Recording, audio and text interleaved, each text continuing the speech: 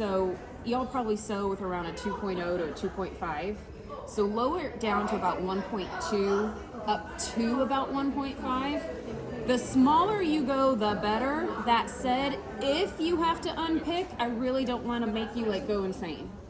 All right, so I stick to about 1.2, but if you're new to foundation, maybe do 1.5 and you'll get better and better as you go. So a lot of the well, not a lot, I'd say a third of the patterns in my book have foundation paper piecing in them. And I have all these tips and tricks in this book. On page 21, it literally will take you through everything I'm about to show you. In fact, the little demo piece I have in here is truly this pattern piece right here. Come over to my table in Demo Alley, I can show you a bunch of things that work from pattern to pattern to pattern. When I write patterns, I want your templates to work for more than one patterns because I will keep using stuff over and over. Okay? All right, so foundation paper is fantastic. You can go ahead and get the packages of the Carol Doak paper and have a better margin if you go through Dick Blick, the art supply store. You can get a ream of newsprint for about $8. So you can create your own packages of foundation paper kits for your customers. Okay, so if this is the line side, and at any point stop me and ask questions because I'm like, where's my brain going? This is the line side, okay? I'm gonna sew on the lines because I can see them, right? So if I'm sewing on the lines, think just rationally. Quilting is rational. If I'm sewing the lines, is that going to be the right side or the wrong side of the fabric? The wrong side, meaning the blank piece is your right side of the fabric. So when it's said and done, here's my right side, my wrong side has the lines showing. Make sense so far? Okay. This one is really easy because it's only 3 sections, but say you have a piece that has 9 or 10 sections, or something like this guy that has a lot of weird pieces. I always use, and I didn't, this one, okay. On this one, you can see how number 1 is just number 1, but numbers 2 and 3, I circled with pink. This way I know that the ones circled in pink are gonna be the same fabric. They're the same background fabric. So on a piece like this, I might circle this one and say, because this is what's gonna become an airplane. Anyone who's doing blockheads, you'll see it soon. And don't worry, it's a freebie. It's not my pattern, it's just a freebie I'm gonna give you. So I know number 1 is gonna be silver. So maybe I write silver or I use a gray pencil. Number 4 is the wings. So maybe I'll put red or use a red pencil and I circle the 4 in red. 3, 2, and 8 are background. So I'll circle them and maybe just write BG or put an X through them because I know background is gonna be the X. Number 7 is the propeller. So I'll color it with black or something like that. So I always write on my fabric pieces to be able to know what fabric I'm going to use where. Correct, yeah. Use colored pencils and nothing else because if you use some inks and you hit it with an iron at some point, you could possibly melt that ink into the fabric. So think smart, just use pencil, it's easier. Okay, friction pen is also the only time I'll use this religiously, I guess. If it's going to be turned under in a seam allowance or cut off is when I use friction pen. If there's any chance of it ever showing on the actual surface of the fabric, please don't do it. It's a chemical, it will come back at some point in some way, shape, or form, okay? I can't stress that enough. So I like a light box too, and you're gonna see why, because my method of foundation paper piecing, it truly is the no fabric waste method. So when you sell a Fat Quarter bundle, I mean, you can do it with a Fat Company light box. It's sturdy, it's hardcore. Watch your feet. Oh my You're Lord. fine. Stand on it for me. Do a little jig. So this, I say it's, yeah, thank you. I didn't do it too hard. It's indestructible, but can you see how bright that light is? Yeah. There are other light boxes out there that they're LED and they're just not as bright. So I really do like the brightness of this. If it's too bright, you can dim it. You can bring it up. Can you clearly see how I here? Take it and start passing it. You can see how I fussy cut the center. You don't have to, but I'm going to show you how you can do it if you want to fussy cut. So again, my lines are facing up. So that would be what side of my fabric? Wrong side. And the reason I said it like this is because the lines do get dimmer if they're upside down. They're having to go through the paper all the way. So line side up. I'm gonna go ahead and put an X on my backgrounds so I know that 2 and 3 are the same fabric. Piece 1 is what I want to start with. So if that is the wrong side, does it make sense that I would put the wrong side of the fabric facing up? Okay. Pick a letter, any letter. Don't you love this fabric? B. I heard M first. I know. But B's right here, so sorry, girls. Okay. See how I've got the letter B right here in the center of my triangle? Ooh. I could lower it if I wanted to, but if I lower it too much, do you see how we're still working with normal 1/4 inch seam allowances here? So do you see how that's getting a little tight up there at the corner? So I have options. I can do it this way and be really, really careful, which I'm going to tell you what at home I do. But you could also scooch it up a little bit and just go with it, right? Or you could pick another letter. Are we good with this? We're good. Fantastic. All right. To start with, you know you're sewing a 1/4 inch seam allowance. I want you to give yourself 3/8 of an inch to maybe 1/2 an inch excess on all sides. And if you need to grab a ruler to draw it, that's fine. You get pretty good at eyeballing it when you do it enough. And so see how I'm drawing it outside the dashed seam allowances? I'm always, in my patterns, I will always give you the seam allowance in with your foundation pattern pieces. Not everybody does, so you always want to check that. All right, so do you see how I'm outside my seam allowances just a hair there? The reason I don't cut it right on the seam allowance now is because as I'm piecing it, you can give or take and squish and squeeze a little bit. So I just want to always have a little sliver that I trim off at the very end. Alrighty, so that's going to be piece 1. So over here in the corner, I write piece number 1. Now I know that's piece 1. So I'm just going to set it down. Then I'm going to go ahead and prep pieces 2 and 3. Wrong side or right side of the fabric? Wrong side. Thank you. All right, when we sew this, when we sew piece number 2 to piece number 1, on which line are we sewing? Clearly the one in between it. All right, so we'll have 1 in place. 2 is what we're gonna set up. So when I set it down, I'm gonna take my fabric, I cut out a piece earlier, decently straight line, correct? I'm gonna lay that down over piece number 1 to 2 seam line, and it's at 1/4 of an inch right here. If you don't believe me, it's actually a hair more than 1/4 of an inch. You can use your add 1/4 ruler just to verify, but I set this up right now at 1/4 of an inch, and that way I know everything is covered, okay? So same thing, just give yourself 3/8 of an inch to about 1/2 an inch outside those lines. Make sense? Turn it off. So you can see how that's gonna be piece number 2, okay? So before I even trim that, I'm gonna go ahead and line up piece number 3. So the line I drew, in fact, we'll just keep going with that.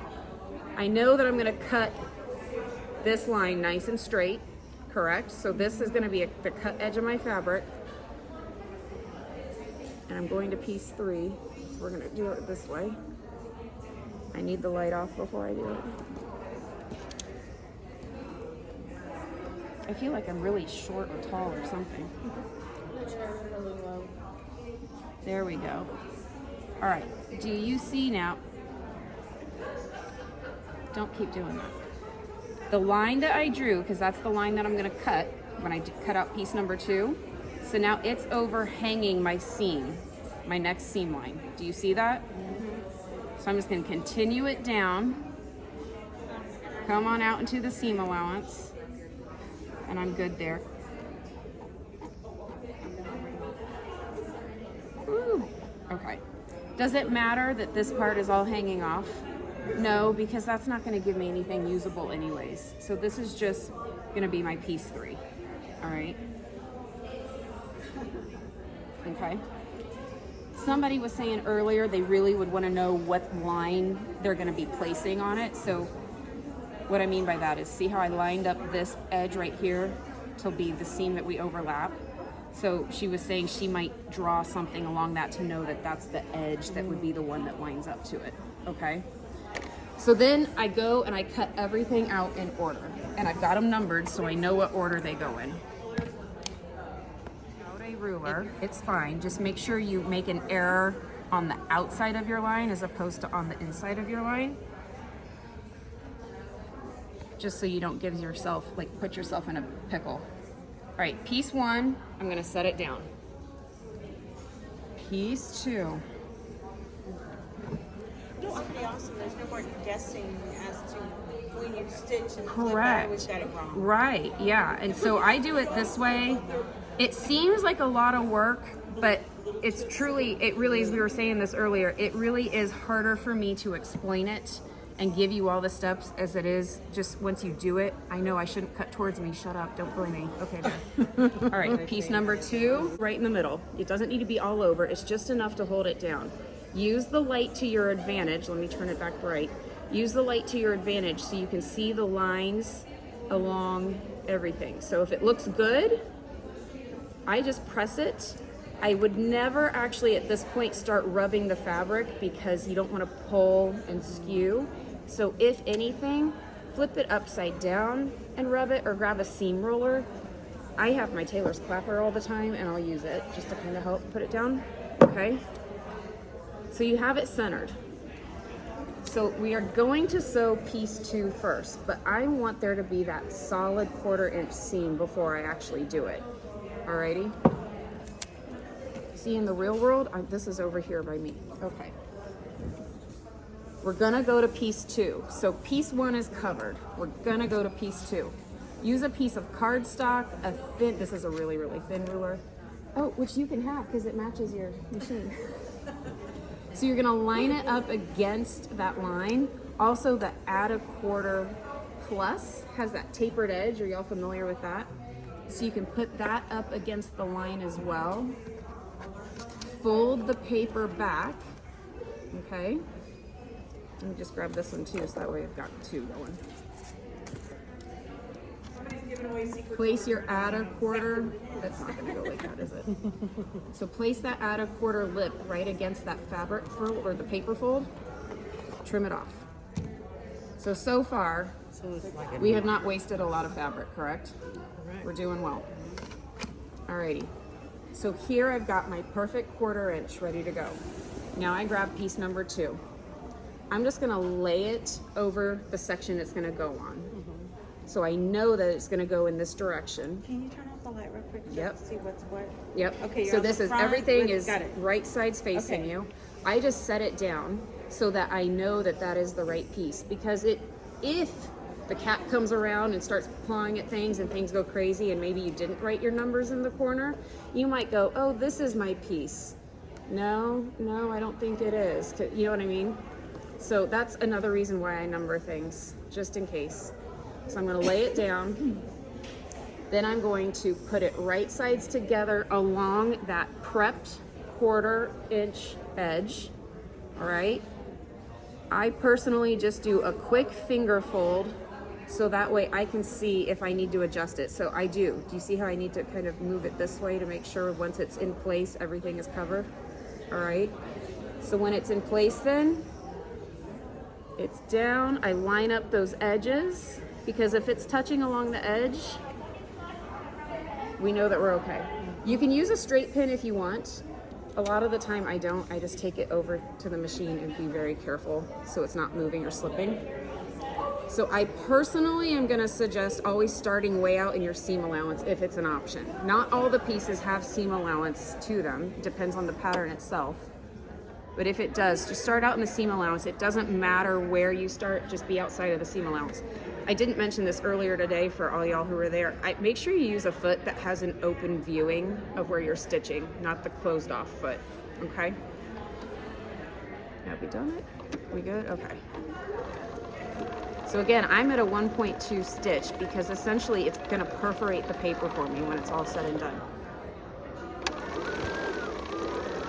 So when you get up to the intersection, I stop on my machine. When I get to the intersection and I hit the lock the tie-off button, it'll take one extra stitch. If you don't have that on your machine, I would go one stitch past the line. So when I hit this one stitch, or the tie-off button, it's gonna give me that one stitch past the intersection, okay? Is your scissors not working well? There we go. All right, can we all pretend that I have my wool press pad set up right here? Yeah. So my wool press pad and my iron are set up. I'm gonna go ahead and flip this over, and I'm gonna iron it and iron it and iron it. And I'm just gonna press, I'm not actually gonna iron. Press it down. I do actually use the tailor's clapper then to pull that nice flat seam, all right? So now we come back over to the light box. We need to now prep ourselves for the next seam, correct? So same thing, I just want you to see this. If I put, let me grab that ruler, the Bernina ruler. There it is, just because I can leave it there. So if I put this up against the line and I fold that paper back, do you see how there's not much over here to go? All right, so we're gonna trim that one. Up against the line, fold it back, use the add a quarter ruler, and you can see again, there's very, very minimal fabric that we're wasting in this. Good so far? Yeah. Let's do one more. Side up, right side up. To check it. Yep. So I'm gonna put it straight lines together. Finger press it forward. That looks pretty good, right? Yep. Not too shabby. Make sure it's finger pressed in place. Okay, I'm gonna take it to the machine. This one I go seam allowance to seam allowance, so it doesn't matter where I start and stop. Now that said, there will be some patterns where there is no seam allowance and you have to go from intersection to intersection, and just be smart. Start one stitch behind that intersection and end one stitch after the next intersection. So all the way out, we'll cut it. And it's not my machine, so I'm just kind of like, what's going on? It's not acting like mine. I come over here, I've had enough for the day. press it hard. This is the first time it's been. This is such a hot iron. Oh, really? Nice hot iron. Nice hot iron. Okay, so it's pieced, right? So now I'm just And gonna the amount come of here. waste is. This is my waist, and I'm going to show you. I'll show you how much waist we have when it's all said and done. All right? So real fast, I'm just going to trim it up so you can see it again. So then when it's all pieced and all pressed and cool and all that good stuff, and you know that the block is done, ready to be pieced to the next block, that's when you trim it along those seam allowance lines. That said, all of my patterns, when you print them out, if you do a digital one and you don't have the actual hard copy, make sure you print them out at 100% scale. Do not fit to size. And all of the patterns will always come with a 1-inch checkbox. But those are just little things to make a mental note of.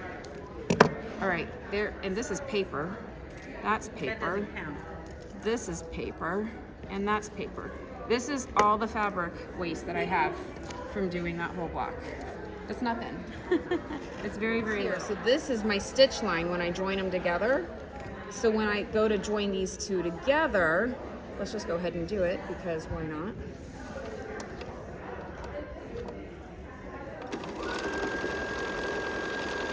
And so notice I don't peel any of the papers out yet, because what I'm using, the paper is still giving me stabilization. I'm sure you noticed when I used the fabric and I put it in, I didn't care where the bias was. I just want it to fit in. Mm-hmm. So that's another thing for me. That's why I leave the paper on until I'm done sewing that area. So now you can see. So you don't care about bias and stretch and all that? Not when I want it done. Okay, cool. Yeah, me too. Yeah. Amen. That whole be your true authentic self, Yeah. I Not want when it it comes to done. bias. It's been perforated for me because those stitches are so small. I just, You don't need tweezers. no, you don't. Just fold it on that How many stitch do line. you do, Sarah, before you start peeling the papers off? I always wait until I'm done. So here we go. Looking at this now. Is this piece going to be sewed on again at some point? Yes. Yeah. Is this piece? Yes. Is this? Yeah. Is this? Is this? Is this? No. So I'm going to go ahead and ditch that one now while I can. So you keep the ones that you're going to continue on Correct. with. Okay. Yeah. Yeah. So I'll just ditch that one now. And the nice thing too about newsprint is if you have a little scrap that gets caught in a corner somewhere, it's newsprint. It's going to disintegrate. It's not the end of the world. Okay? Nice. And then the last thing I need to mention, which I forgot to tell y'all earlier, when you foundation paper piece, I would use anywhere from 50 to 80 weight thread. I wouldn't go thicker than 50 weight. I mean, if you want to go 100 weight, go for it, but I like to have a little more integrity there, and I don't feel like I necessarily would with 100 weight all the time. Does that make sense? Yep. Cool. If you wanted to as well, I'll say this is something I do. I could go ahead and, because I would press that seam open personally at this point. So yeah, I'm still gonna sew along here, but I could technically just sort of peel that away right up here if I wanted to.